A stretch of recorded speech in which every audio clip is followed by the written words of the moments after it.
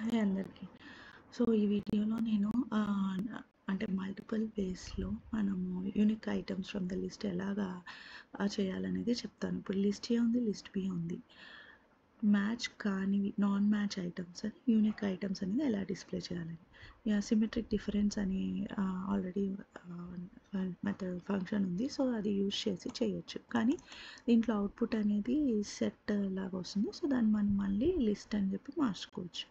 So, ఈ list comprehension అంటే ఇట్లాగా స్క్వేర్ బ్రాకెట్స్‌లోనే మనము ఐటెమ్ ఇచ్చి ఫర్ ఐటెమ్ అని చెప్పి ఇక్కడ కండిషన్ ఇచ్చేస్తే సో, ఇది ఇంకో మెథడ్. ఫిల్టర్ ఫంక్షన్ అంటే లాంబ్డా ఫంక్షన్ యూజ్ చేసి సేమ్ కండిషన్ ఎక్కడైతే మనం ఇక్కడ లిస్ట్ కంప్రిహెన్షన్‌లో ఇచ్చామో ఇఫ్ కండిషన్‌లో ఇచ్చామో అదే కండిషన్ ఇక్కడ ఎక్స్ తర్వాత ఎక్స్ అనేది ఇన్పుట్ దానికి ఈ కండిషన్ సో, ఈ కండిషన్ ఇస్తే ఆటోమేటిక్గా వచ్చేస్తుంది. ఇక్కడ స్టార్టింగ్లో ఉన్నది ఇక్కడ ఎండింగ్లో. సో, అది సింటాక్స్. నంపై మాడ్యూల్ యూజ్ చేసి ఇక్కడ ఒక ఫంక్షన్ ఉంది set X R one ID అని. ఆ ఫంక్షన్లో మనం ఈ లిస్ట్ ఇన్పుట్గా ఇచ్చేసేస్తే సేమ్ యూనిక్ ఐటమ్స్ అనేది డిస్ప్లే అవుతుంది. ఫర్ లూప్ యూజువల్గా అందరు చేసేది ఫర్ లూప్. సో, ఇక్కడ లిస్ట్ ఏలో లేనివి మనం ఈ లిస్ట్లో పెడతాం. అలాగే అపెండ్ చేస్తున్నాం ఎందుకంటే మళ్ళీ లిస్ట్ బిలో లేనివి కూడా కావాలి కాబట్టి.